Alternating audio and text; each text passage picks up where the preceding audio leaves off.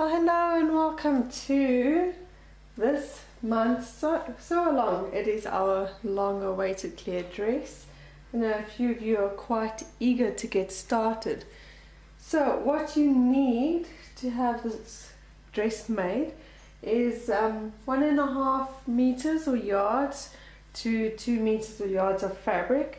The specific requirements are mentioned in the instructions that come with the pattern. But additionally, on top of that, what you need is 2 little squares of fabric like this that are about 5 centimeters or 2 inches long and about 3 centimeters or 1.25 inches wide. You need 2 of these. You're going to be making little loops for them, plus 2 buttons. Okay, and the button should be probably no more than about 3/8 of an inch or a centimeter, maybe a bit bigger. No, 5/8 of an inch or 1.5 centimeters, but no bigger than that. You don't want them to be too noticeable. Then additional measurements that you need in order to get this effect that we are looking to have done. So you need your measuring tape. I like to keep mine organized inside of Marmite lids. It's actually quite handy. So you need a measuring tape. Then you need to take a measurement from your collarbone or the bottom of your neckline, because that's where your top of your dress sits. So the bottom of your neckline or near the collarbone down to underneath the bust. That's the measurement you need. Make sure you're measuring at the fullest point of your bust, because if you don't, the measurement is going to be quite different. You're not going to get the effect that you want. So make sure that you're measuring at the fullest point of the bust to that point underneath it. And you're looking at about, let's say, 5/8 of an inch to underneath the bust. That's about 1.5 centimeters, because you're going to need that little bit extra. You don't want it to be sitting right underneath the crease of the bust. You want it to be sitting a little bit below that. Okay, so once you have that measurement, you will be ready to start. Okay, so the first thing we are going to do, the very first thing, is we're going to create loops for your buttons. And what we're going to do is use those little squares of fabric that we just mentioned. First, you're going to take a square of fabric, fold it in half and find its center. Once you have that center, you're then going to press in the sides, the raw edges inwards towards that center. So that's like a little book almost. Then once you've done that, you're actually going to fold that inward. So you're going to be hiding the raw edges of the fabric, and then you're literally going to stitch it flat. So as you can see, you're going to stitch it flat so that it doesn't, and make sure you're pressing that so that it doesn't lose its shape, and make sure you're pressing every step of the way, just to make sure you have the neatest effect. Then what you're going to do with that little piece, once you've stitched it, you're literally going to fold it over to create a loop. Like so. Once you've created that loop, pin it into place, and voila, there's your loop that you're going to be using for your button. You're going to be doing 2 of these, and now we're going to measure where we're going to put that on the dress itself. Right, now to save you all from a lot of horrendous boredom, I've really gone ahead and done the job of cutting out all the fabric for you, so you don't have to watch me through that rather tedious task. And this pattern is really quite easy. As you can see, it's made up of simply 4 sections: your front, your side, your back, and your collar. Really easy. which is why we are using it, because it's it's not only an easy dress, but you can now create, after today's Sewalong, you'll be able to create two very wonderful looks out of the same pattern. Okay, so to start, we are now going to take that measurement that you did earlier from the neckline down to below your bust. So you're going to take your center front pattern piece, and on the side seam, not the center front, the side seam, you're going to measure down. For me that was 30 centimeters or roughly 12 inches. So I'm going to measure down along that seam, that exact measurement. Okay? And that is on your front panel. Then on your side panel, I'm going to do that measurement again. We're going to measure down 30 centimeters to 12 inches. For everyone this will be different, it depends on your bust size. And then from that point inwards, I'm going to measure roughly 12.5 centimeters or 5 inches. So about 5 inches from the seam that joins to the front panel inwards, 5 inches in line with that mark. And that is where you're going to be putting your button. Okay, so the next step is to add your loops to the front section. Let's clear this away, all the pieces that we won't be using.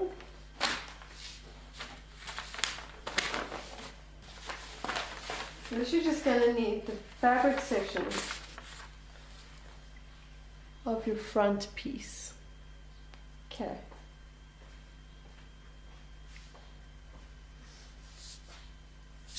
So open it up. Right side of fabric facing. Fabric I've chosen for this dress is chiffon with a satin lining. And it's going to be plum and nude. And I think those two colours just go so wonderfully together. So there we have measured down my marking. And then we're going to make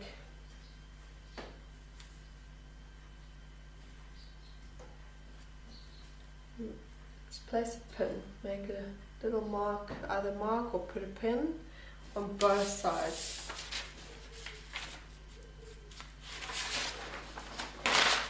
So you're going to make sure that they line up nicely. You can use a ruler to ensure it's in a straight line.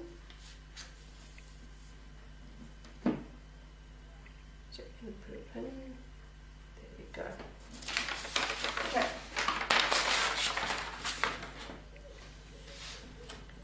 Use your ruler to make sure they line up very nicely, nice and evenly. Okay. Especially with chiffon. Chiffon loves to stretch out of shape. So you're going to be very careful to make sure that you have them nice and lined up.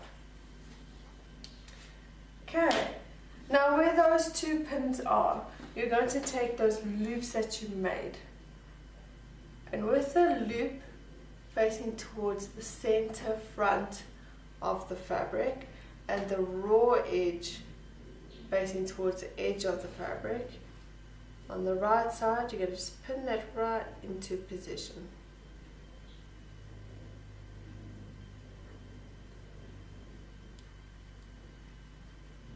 This pattern does include a standard seam allowance of 1.5 centimeters or 5/8 of an inch. Please do excuse my plaster. I have a horrible boo-boo on my finger and it's rather nasty, so I'd rather see a plaster than my boo-boo.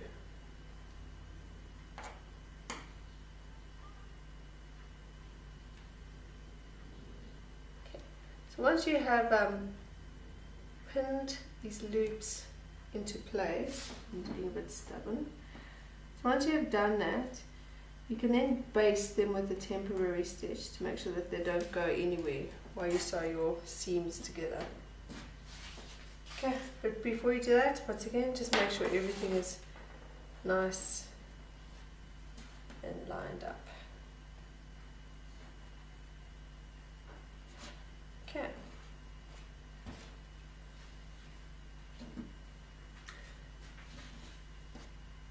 So once you've done that, once you've basted the loops onto the sections where your markings are, you're then going to take your fabric for your sides, and right sides facing, you're going to attach it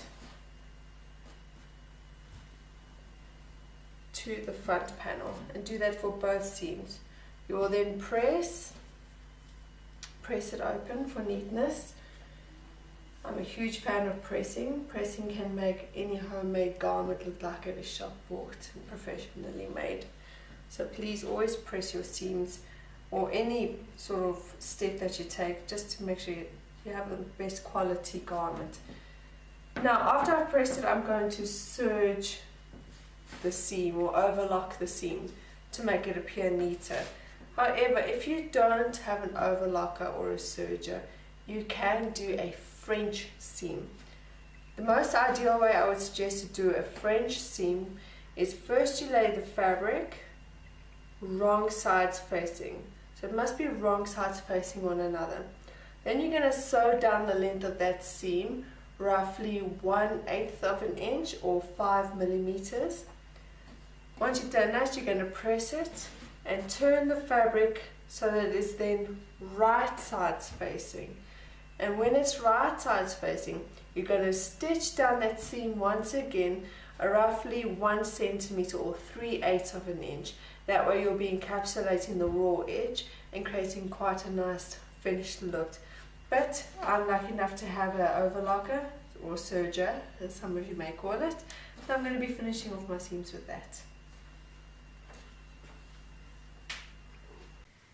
And there you have it. You have now sewn the front section together to the side sections with your loops included. Now the very next thing we are going to do is we are going to close the darts in the back panel. We're going to do this in both the main fabric and the lining, but I'm going to show you how to do it using the pattern piece. It'll be much easier to show you this way.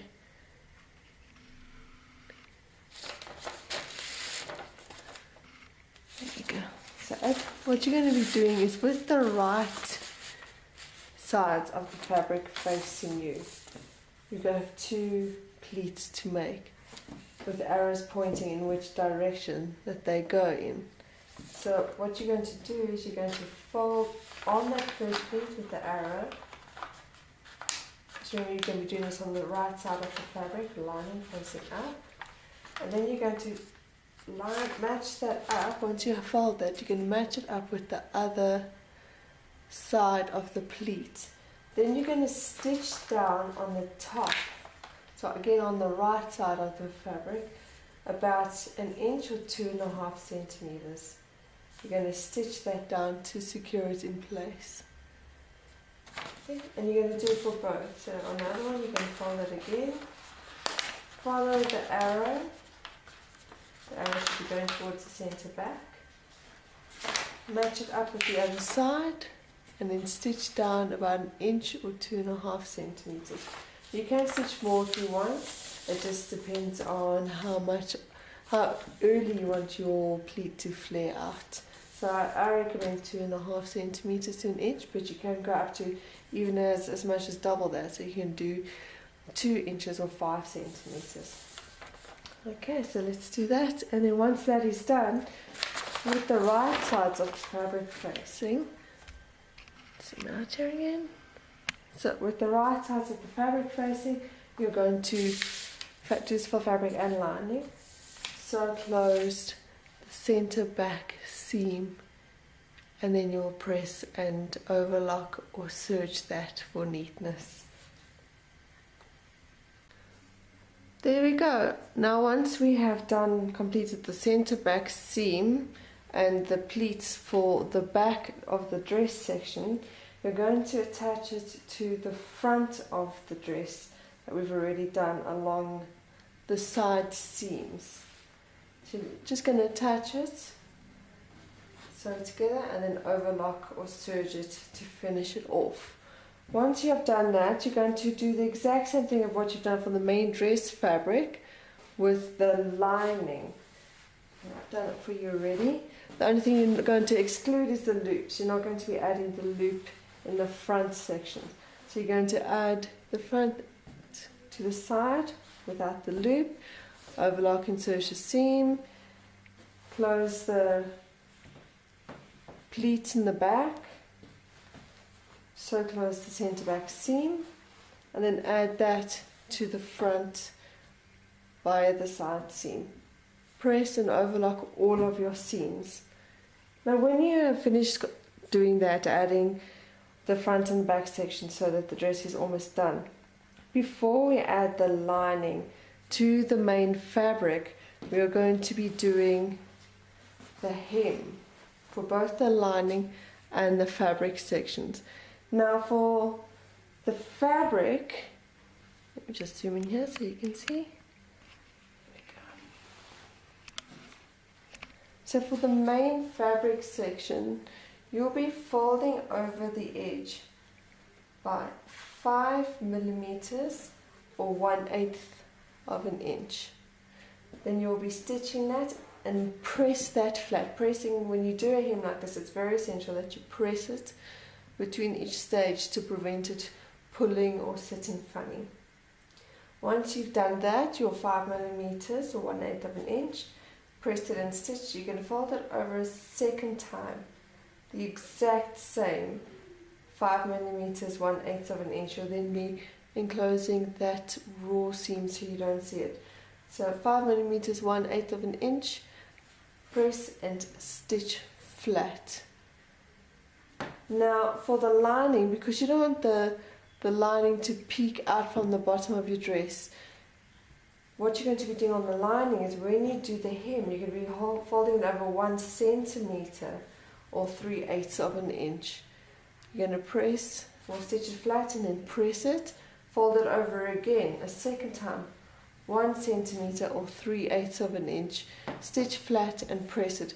This will make your lining just marginally shorter than the main dress fabric, and it will also give it a much neater finish, and you won't be seeing your lining peeking out from underneath your dress as you're walking or wearing it to a function.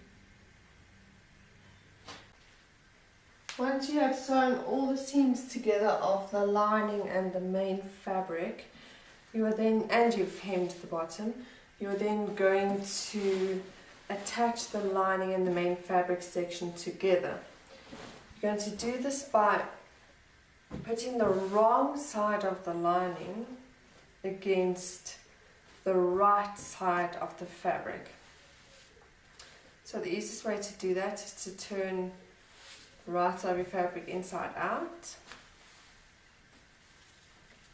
and slip it over the lining.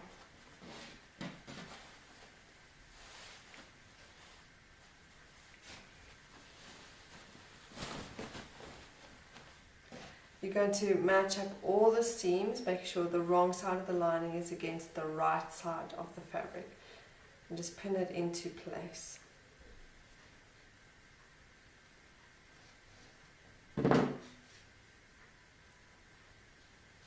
This is just to make sure you're only putting the top section along here to make sure that fabric doesn't move too much while you're stitching it, because you're not going to be quite stitching along there just yet.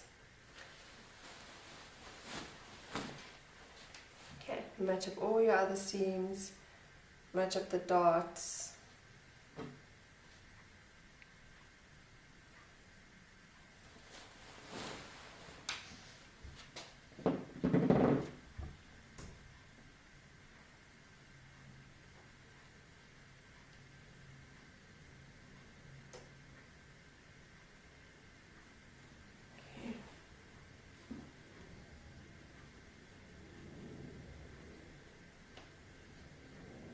So you're going to do that all the way around. Now once you've done that, you're going to sew it together, but you're only going to sew from the edge of the neckline around the back. You're not going to be sewing along the neckline now at all. This neckline area in the front, you're going to only close in the collar, so you're not going to include that. You're literally just going to sew down along the top of the side panel, along the back, up the other side panel, and then you're going to finish stitching there. You're not going to be stitching along on the front section at all. And there you go, I've magically done that for you. I've stitched the fabric to the lining, and I've overlocked or serged it for a nice finish effect. So next, what you're going to do is you're going to turn the dress right side out, push the lining into the dress, there we go.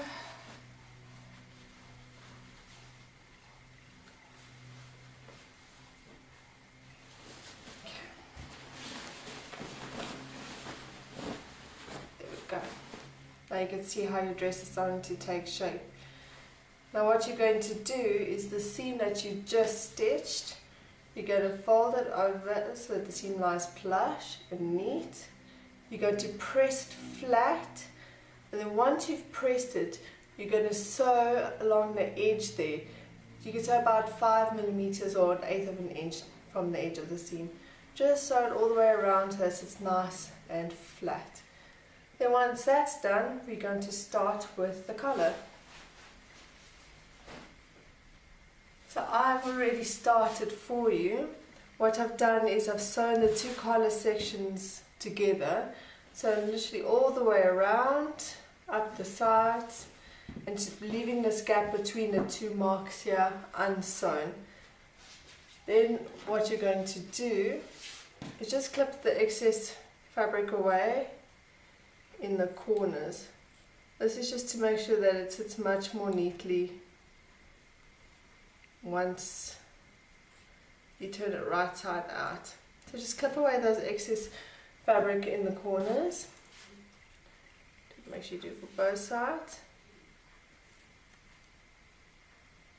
Then you're going to turn it right side out and press it into place to make sure that it stays in its correct shape.